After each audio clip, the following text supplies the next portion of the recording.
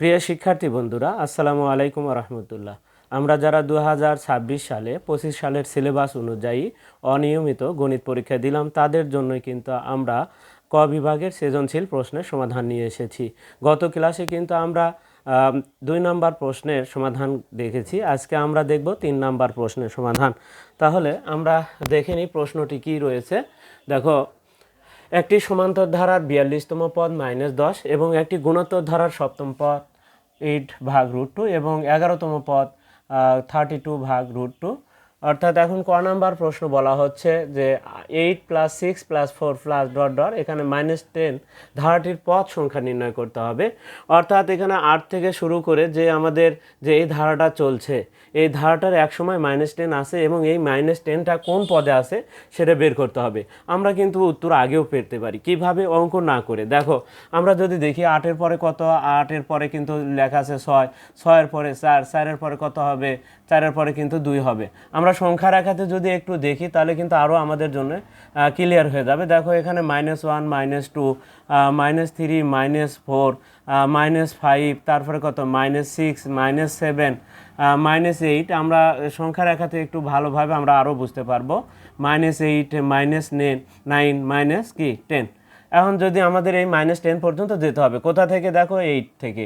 তাহলে 1, 2 এরকমভাবে আমাদের আছে 1, 2, 3, 4, 5, 6, 7, 8। আমাদের কিন্তু 8 থেকে যেতে হবে। দেখো, আমাদের কয় ঘর পর পর লাভ দেওয়া হচ্ছে, তাহলে সেই ক্ষেত্রে দেখো 8 থেকে 6, তাহলে প্রথমে 6, তাহলে 2 ঘর পর, মাঝখানে 1 ঘর গ্যাপ আছে। তাহলে আমরা দেখতে পাচ্ছি 8 থেকে 6, তাহলে এখানে দেখো 6, তারপরে কততে যাবে? 2-এ। 4-এর পরে 2-এ যাবে, তাহলে 2-এর পরে কিন্তু দেখো আমাদের কোথায় যাবে? 2-এর পরে কিন্তু দেখো 2 ঘর লাভ দিলে, তাহলে সেই ক্ষেত্রে দেখো আমাদের 0-তে যায়, 0 থেকে আবার কত? -2-এতে যায়, তারপরে -4-এ যায়, তারপরে কত? -6-এ যায়, -8-এ যায়, তারপর কিন্তু -10-এ যায়। তাহলে আসলে পদ কয়টা হলো? তাহলে দেখো আমাদের পদ হচ্ছে, তাহলে আমরা দেখতে পাচ্ছি 2-এর পরে কত? আমাদের 0, 0-র পরে দেখো, 0-র পরে তারপরে কি? -2, তারপরে কত? -2-র পরে -4, -2 কিন্তু হবে, -4, তারপরে কত? -6, তারপরে কত? -8, -10। এখন কয় নাম্বার পদে আছে? তাহলে এটা প্রথম, দ্বিতীয়, তৃতীয়, চতুর্থ, পঞ্চম, ষষ্ঠ, সপ্তম, অষ্টম, নবম, দশম পদে কিন্তু আমাদের 10 নম্বর পদে কিন্তু -10 আছে।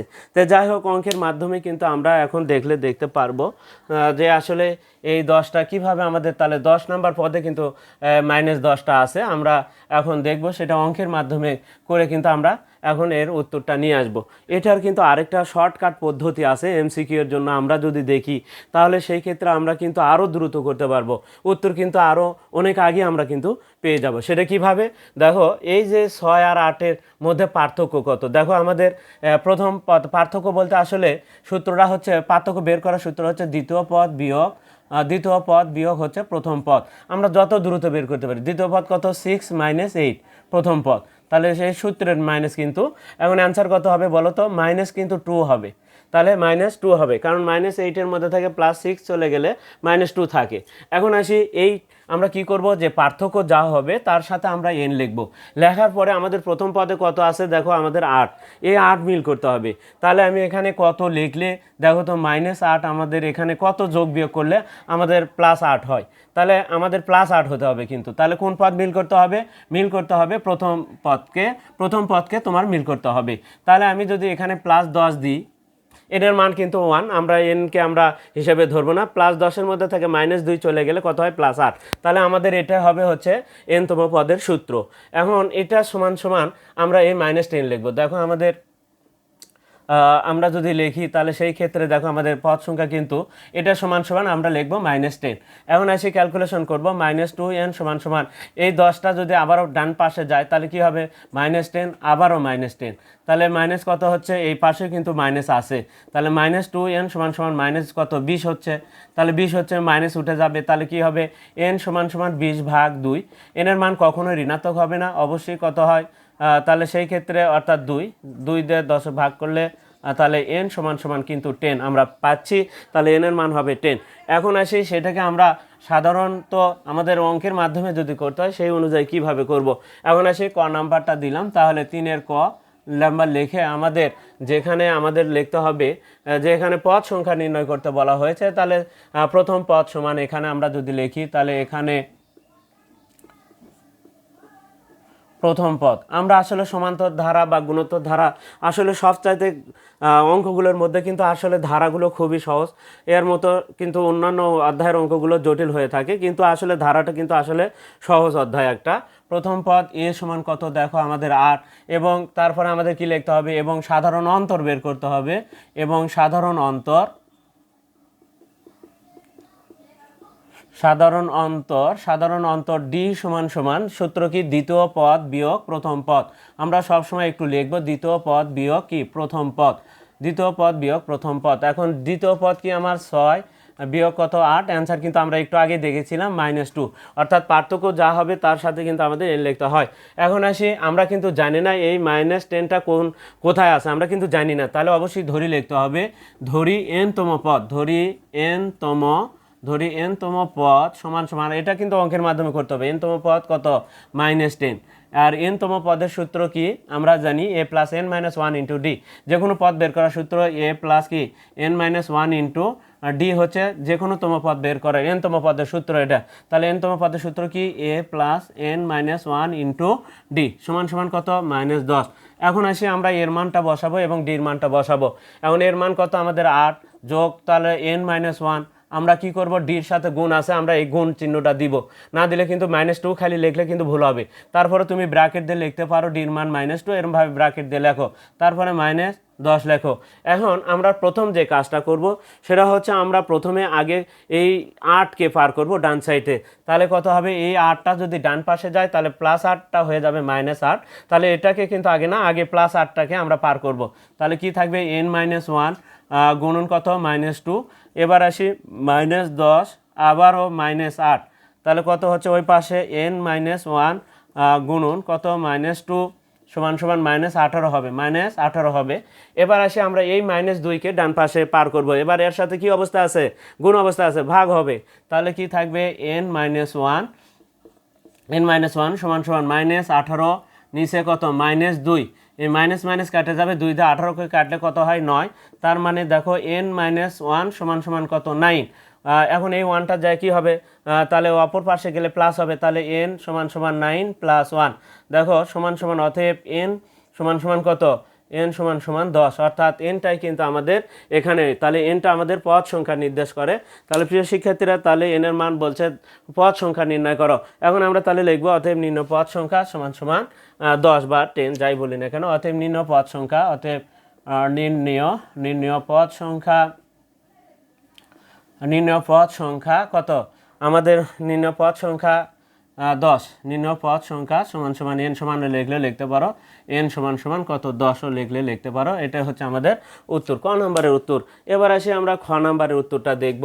প্রিয় শিক্ষার্থীরা, যে কোনো ধারারই কিন্তু তুমি দ্রুত পদ বের করতে পারবে, যে কোনো পদ, সেই কোন সূত্র দেয়া, এমসিকিউ এর জন্য যে কোনো পদ, যে কোনো ধারা থাকলো, দেখো তোমার এখানে দেখো এরকম যদি থাকে, যেমন 3 প্লাস 7 প্লাস, এখানে দেখো 7 প্লাস কত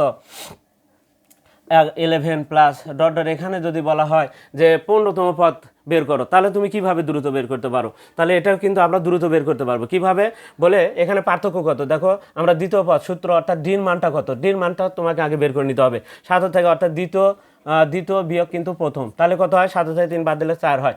এখন তাহলে আমরা আগে ডির মানটা বের করে নিব, বের করে নেওয়ার পরে আমরা কি করব, পার্থক্য, এখন আসি আমরা, দেখো এখানে পার্থক্য কত পেলাম, 4 পেলাম, তাহলে আমরা কি করব, এই 4-এর সাথে n লিখবা, 4-এর সাথে, আমরা এমসিকিউ এর জন্য কিন্তু, দেখো তাহলে পার্থক্য যা হবে তারই সাথে আমরা n লিখবো, পার্থক্য আমরা কত পেলাম, ডির মান 4, তারই সাথে n লিখবো, লেখার পরে এখন আমাদের প্রথম পদ মিল করতে হবে, তাহলে এখানে লিখছি কত 4, এখানে আছে কত 3, তাহলে এখানে মিল করতে হবে, তাহলে 4-এর থেকে কি করলে, বলে 1 বিয়োগ করলে দেখো আমাদের 3 হয়, তাহলে 4 থেকে 1 বিয়োগ করলে 3 হয়, তাহলে কোন পদ মিল করতে হবে, আমাদের সবসময় প্রথম পদকে মিল করতে হবে, প্রথম পদকে, তাহলে আমরা পার্থক্যের সাথে n লেখার পরে আমরা প্রথম পদ মিল করব, মিল করার পরে এখন আসো যে কোনো পদ তুমি দ্রুত বের করতে পারবা, ধরো 20তম পদ, তুমি 20তম পদে এখন এনের জায়গায় 20 বসে যায়, 4 20 80 79 হবে, দেখো কত দ্রুত হয়। তোমাকে যদি বলে 25তম পদ, তাহলে 4 গুণন 25, এনার জায়গায় 25 বসে, 4 25 সঙ্গে 100, 100 থেকে 1 বিয়োগ করলে কত হয়, 99 হবে। এরকমভাবে যত অঙ্ক দিক না কেন তুমি দ্রুত বের করতে পারবা। আবার যদি বলে যে কোনো পদ, এখন যদি বলে কোন পদে 99 আছে। কোন পদে ধরো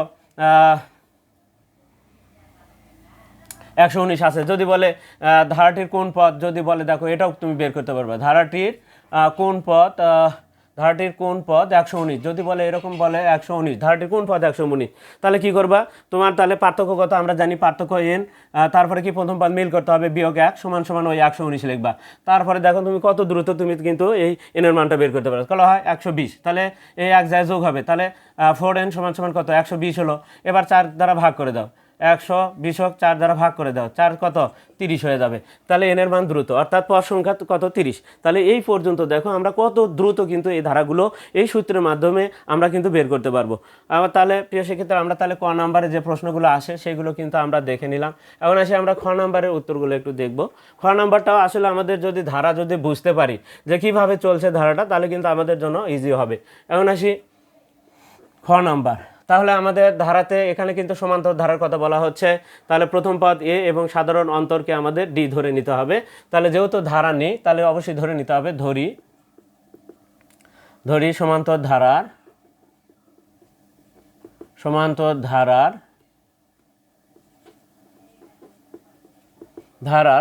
ধরি সমান্তর ধারার প্রথম পদ সমান এ এবং সমান্তর ধারার সাধারণ অন্তর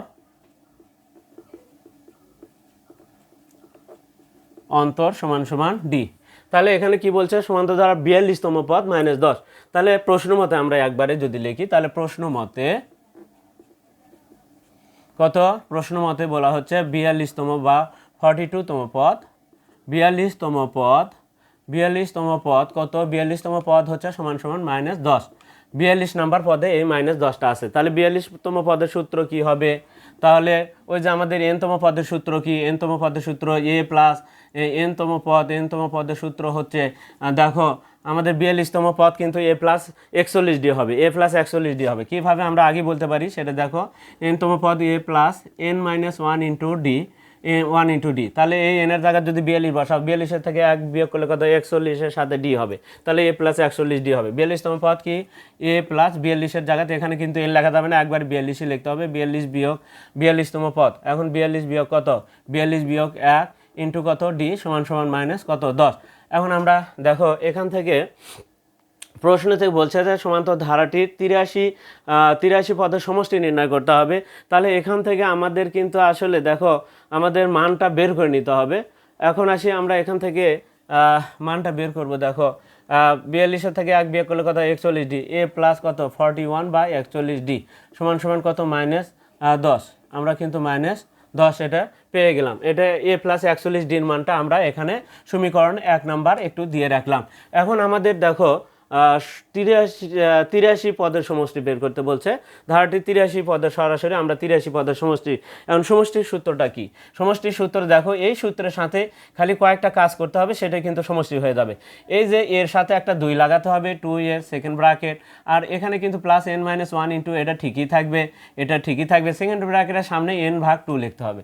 তাহলে এইটুকু পার্থক্য, 2-3টা সংখ্যা অ্যাড হবে, এখানে এর সাথে একটা 2 আর n/2 সামনে, সেকেন্ড ব্র্যাকেটের বাইরে n/2 হবে। এটা হচ্ছে সমষ্টির সূত্র।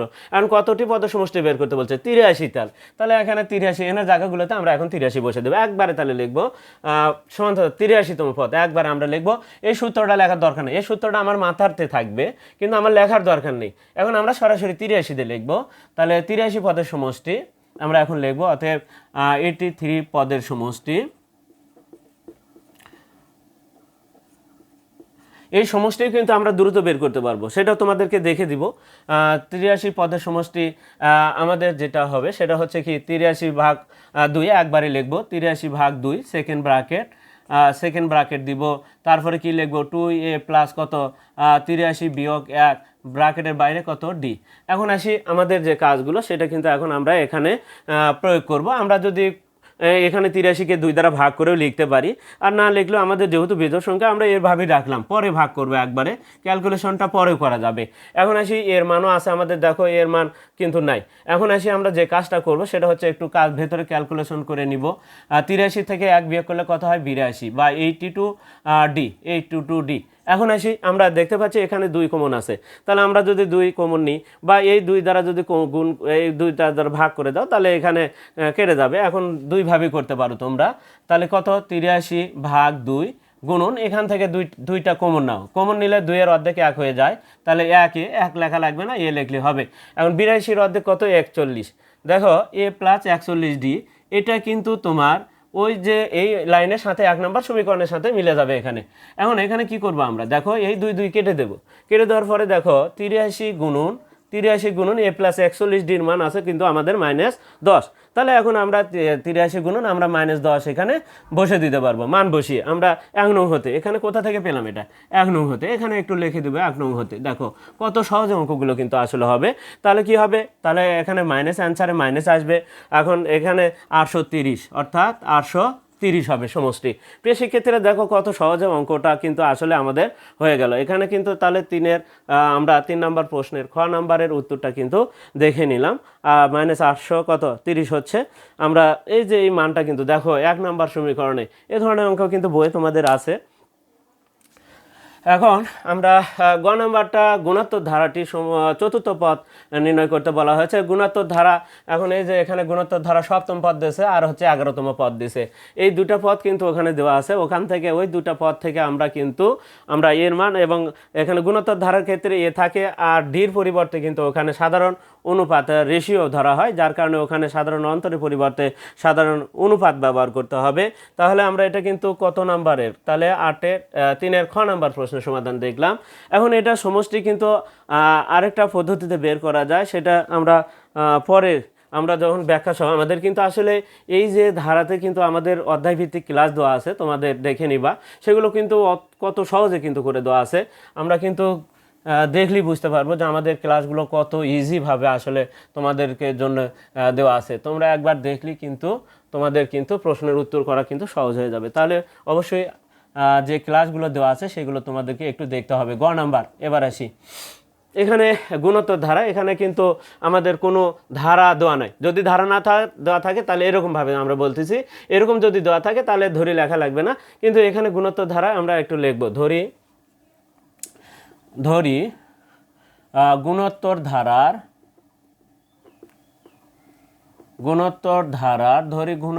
ধারার প্রথম পদ সমান সমান এ, এবং সাধারণ অনুপাত, গুণোত্তর ধারার সাধারণ অনুপাতকে আমরা আর ধরব, অনুপাত সমান সমান আর আমরা একটু ধরে নিব। এখন আসি, এখানে বলা হচ্ছে গুণোত্তর ধারার সপ্তম পদ আছে 8/√2 এবং 11তম পদ আছে 32/√2। প্রিয় শিক্ষার্থী, এখানে কিন্তু একটা জিনিস দেখো, লক্ষ্য করে দেখো, এখানে কিন্তু আসলে √2 আছে, পরিবর্তন হচ্ছে 8-এর ডাবল, দেখো 8-এর ডাবল 16, 16-এর ডাবল কিন্তু 32, এরকমভাবে কিন্তু আসলে হয়তো বা বাড়ছে, √2 আকারে বাড়তেছে। এখন সেই ক্ষেত্রে √2 আকারে গুণ হবে। এখন যাই হোক, আমরা এখান থেকে আর এর মান এবং এর মান যদি বের করে নিতে পারি তাহলে কিন্তু আমরা চতুর্থ পদও কিন্তু নির্ণয় করতে পারবো। এই ধারাগুলো কিন্তু কিভাবে চলে সেটা কিন্তু আমরা একটু দেখে দিব। দেখো একটি গ নাম্বারে তাহলে আমরা কাজ করেছি। এখন আমাদের যেটা দেওয়া আছে, প্রথম শর্ত মতে যদি লিখি, প্রথম শর্ত মতে কততম পদ লেখা আছে, সপ্তম পদ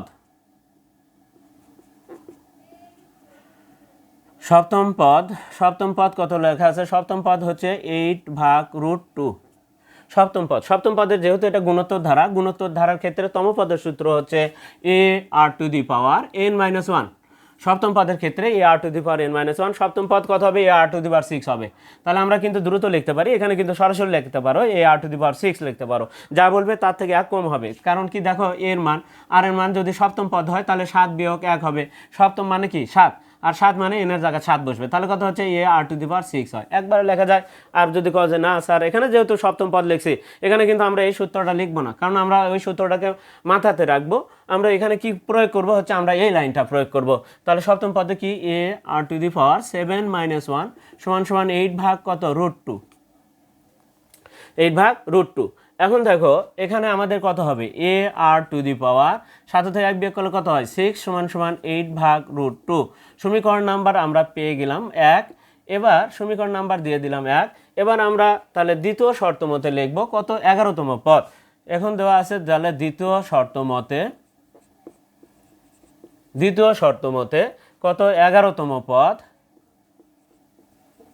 11তম পদ কত 32/√2 32/√2। তাহলে 11তম পদের সূত্র কি হবে a r⁻10 হবে। আমরা একবার লিখতে পারি, যদি কজে না স্যার আমরা একটু মান দিয়ে লিখবো। তাহলে 11 মাইনাস 11তম পদ যেহেতু 11 -1 সমান সমান কত 32/√2। এই গুণোত্তর ধারার ক্ষেত্রে যখন দুইটা সমীকরণ বের করব আমরা, তখন অবশ্যই 2 নাম্বারকে 2 ভাগ 1 করব আমরা। আর সমান্তর ধারার ক্ষেত্রে যদি এরকম দেওয়া থাকে তাহলে আমরা 2 বিয়োগ 1 করব। এখন আসি, তাহলে অতএব কত হচ্ছে a r⁻10 সমান সমান কত 32/√2। প্রিয় শিক্ষার্থীরা, এখন আমাদের যে কাজটুকু করতে হবে, এটাকে সমীকরণ নাম্বার আমরা 2 দিব। তাহলে 2 দিব, সমীকরণ নাম্বার 2 দিব। আমরা এখন ওই যে রোমান পদ্ধতি ব্যবহার না করে আমরা কিন্তু সংখ্যা পদ্ধতি ব্যবহার করব, কারণ রোমান পদ্ধতি আগে ব্যবহার করা হতো, এখন আর কিন্তু আমাদের রোমান পদ্ধতি দেওয়া হয় না। এখন সাধারণত আসলে এইভাবে সংখ্যা পদ্ধতি লিখলে তাহলে দ্রুত লেখা যায় আর কি, এই জন্যই কিন্তু আসলে। এখন আসি, আমরা 2 ভাগ 1 করব। 2 ভাগ 1 করে পাই আমরা 2কে 1 নাম্বার দ্বারা ভাগ করব। তাহলে 2 নাম্বারে বাম সাইড আগে লিখবো a r⁻10 a r⁻10। নিচে হবে দেখো 1-এর যেটা আছে a r⁻6 সমান সমান। এখানে একটা জিনিস দেখো, আমরা এটা ওপরে লিখবো, আমরা 2 ভাবে ভাগ দিতে পারি এটাকে। যেহেতু ভগ্নাংশ আকারের ক্ষেত্রে আমরা 32/√2 লিখে আমরা এই ভাগও দিতে পারি। এই ভাগও দিলেও হবে, যেহেতু ভাগের কথা বলা হচ্ছে সেই ক্ষেত্রে এই ভাগ দিতে পারো, যেহেতু ভগ্নাংশ আকার। তারপরে কি লিখবা 8/√2। সেক্ষেত্রে এখন দেখো তো, আমরা যদি কাটাকাটি করি তাহলে সেই ক্ষেত্রে এ কেটে যাবে। এখানে কয়টা আর আছে 6টা, ওপরে কয়টা আছে 10টা, তাহলে ওপরে কয়টা আর বেশি আছে বলে আর এর মাথার উপর 4টা আর বেশি আছে। এইভাবে করতে পারো। আবার 10 থেকে তোমরা সূচকের কাজ যদি করে থাকো তাহলে সেই ক্ষেত্রে তোমরা 6 বিয়োগ করলে কিন্তু 4 হয়, এটাও ভাবে লিখতে পারো। এখন আসি এভাবে লেখো, যেহেতু আমার জায়গা আছে আমি একবারে তাহলে কাটাকাটি করে কিন্তু আমি ওপরে আর এর পাওয়ার কিন্তু 4 লিখতে পারতাম। এখন আসি, তাহলে কত 32 ভাগ কত √2 গুণ দিতে হবে, গুণ ভাগ আছে যেহেতু গুণ, তাহলে √2 উপরে উঠবে, 8টা কিছু নিচে নামবে, √2 কেটে যাবে, 8 দেয় 32 কাটলে 4 8টা 32, অর্থাৎ এখানে 4 হবে। এখন আসি দেখো, আমরা কিন্তু পাচ্ছি দেখো আর এর পাওয়ার কত, আর এর পাওয়ার কিন্তু এখানে আমরা দেখতে পাচ্ছি 4। এখন আসি, তাহলে 10 থেকে 6 বিয়োগ করলে কিন্তু আমরা এই লাইনটা না লিখে এটাই লিখতে পারতাম। এখন উপরে আমরা দেখতে পাচ্ছি 4 ছাড়া কিন্তু আর কিছুই নেই। এখন আসি, আমরা এখানে পাওয়ার কত 4, তাহলে এখন কথা হলো যে এই 4কে ভাঙায় এটি পাওয়ার যত থাকবে ততগুলো এই 4কে ভাঙাতে হবে। এখন আসে ভাঙায়, একটু 4কে যদি ভাঙায় দেখে নি কি হয়, 2 দিয়ে দিলে কত হয় 2, হলো কয়টা 2টা। এখন কিন্তু আমরা জানি এখানে তাহলে একটা 2 গুণন 2 হলো। এখন আসি, এই 2কেও কিন্তু ভাঙানো যায় আমাদের ক্ষেত্রে, এই ক্ষেত্রে কিন্তু ভাঙানো যায়, মৌলিক সংখ্যা হলেও কিন্তু 2কে ভাঙানো যায়। একটা 2 এর পরে 2টা √2 লেখা যায়, কারণ আমাদের হতে হবে কয়টা 4টা, পাওয়ার কত এখানে যেহেতু 4, তাহলে এখানে 4টা ভাগে বিভক্ত করতে হবে। তাহলে 4টাতে একটা 2 এর পরিবর্তে 2টা √2, তাহলে এই 2 এর পরিবর্তে আরও 2টা √2, তাহলে কি লেখা যাচ্ছে √2। তাহলে √2 লেখার পাওয়ার কিন্তু 4 দেওয়া যাবে। তাহলে √2 দেখো, ঘুরে দেখো কত 1 2 3 4, মাথার উপরে 4 দিতে হবে। অর্থাৎ তাহলে আমাদের এখন কি লিখতে পারি, আর এর পাওয়ার 4 সমান এখানে √2 পাওয়ার 4। এই √2 পাওয়ার 4 দাও ক্যালকুলেটর, দেখো তোমার 4 চলে আসবে। তাহলে ভাঙানোর নিয়ম কি, এই অঙ্কগুলোকে এভাবে ভাঙাতে হবে। এখন আমরা অতএব আর এর মানটা কিন্তু পেয়ে গেলাম √2, উভয় সাইড থেকে পাওয়ার উঠে যাবে, আর এর মানটা কিন্তু আমরা পাবো। এখন আসি, এই আর এর মানটা যদি আমরা একে বসে দিই তাহলে কিন্তু আমরা এর মান পাবো, আর এর মান পেলেই কিন্তু আমরা চতুর্থ পদ কিন্তু বের করতে পারবো, কারণ এই r⁻3 চতুর্থ পদের সূত্র কি আমরা যদি দেখি, তাহলে চতুর্থ পদ কি a⁻4 - 1, তার মানে কি a⁻3। এটা থাক, আমাদের ওই মানটাই এখন আমাদের, তাহলে এর মান লাগবে আর এর মান লাগবে, আমরা আর এর মান পেলাম। এখন আর এর মানটা যদি আর এর মান 1 নং সমীকরণে বসিয়ে পাই,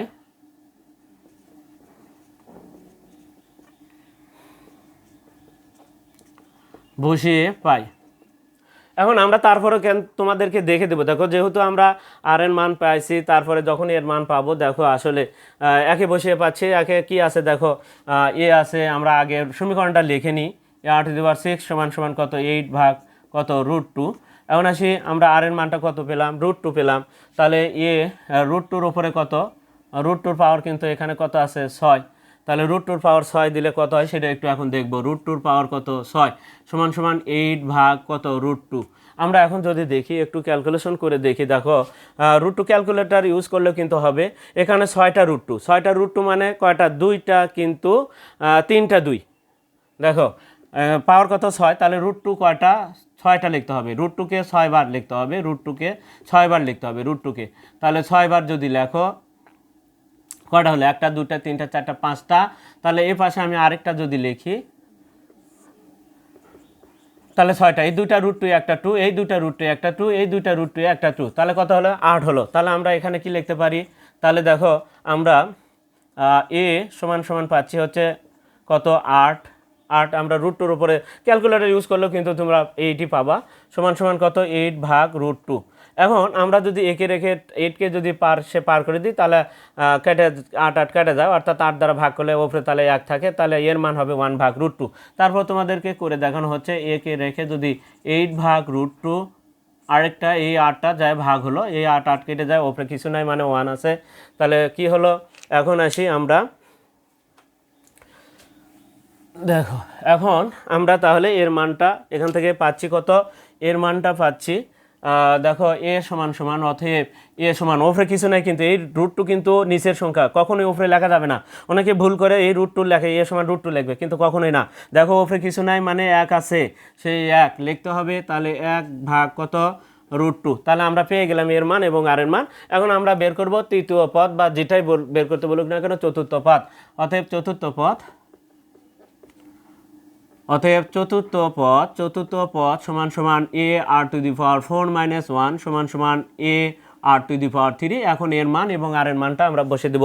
এর মানটা কত দেখো আমাদের 1 ভাগ √2, তাহলে 1 ভাগ √2 গুণন আমাদের আর এর মান হচ্ছে √2-র পাওয়ার কত 3, তাহলে √2-র পাওয়ার যেহেতু 3, তাহলে √2-র পাওয়ার 3 মানে কি 3টা √2, তাহলে ওপরে 3টা √2। দেখো আসলে 1 ভাগ √2 যদি লেখো গুণ দিয়ে, এখন যদি লেখো √2 গুণন √2 আমরা লিখলাম। লেখার পরে এখানে একটা √2, এখানে একটা √2 কেটে যাবে, তাহলে ওপরে 2টা √2 মিলে একটা 2 হয়ে যায়। প্রিয় শিক্ষার্থীরা, চতুর্থ পদ অ্যান্সার হবে শুধু 2। এটাই হচ্ছে আমাদের গ নাম্বার প্রশ্নের সমাধান। প্রিয় শিক্ষার্থীরা, তাহলে আমরা 2025 সালের সিলেবাস অনুযায়ী যারা অনিয়মিত 2026 সালে গণিত পরীক্ষা দিলাম তাদের জন্য কিন্তু আমরা 3 নাম্বার প্রশ্নের সমাধানটা কিন্তু আজকে দেখে নিলাম। পরবর্তীতে আমরা কিন্তু খ বিভাগের প্রশ্নের সমাধানগুলো নিয়ে কিন্তু তোমাদের সামনে আবার উপস্থিত হব।